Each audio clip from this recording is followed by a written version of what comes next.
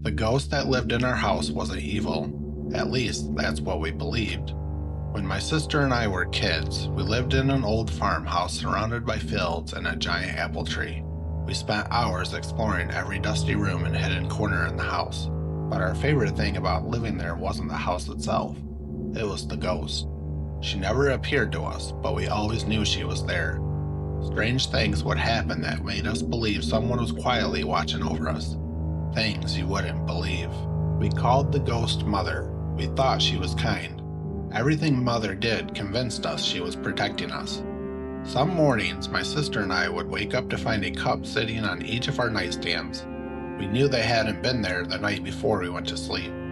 We believed Mother left them because she didn't want us getting thirsty during the night. Then there was the old wooden chair in the living room. Whenever we watched TV or played games, we'd hear it scraping across the floor.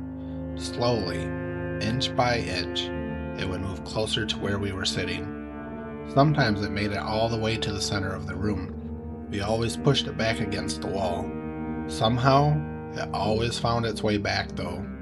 Years later, I discovered the dark reason why that chair kept ending up in the middle of the room. I found something disturbing in an old newspaper article about the farmhouse I grew up in.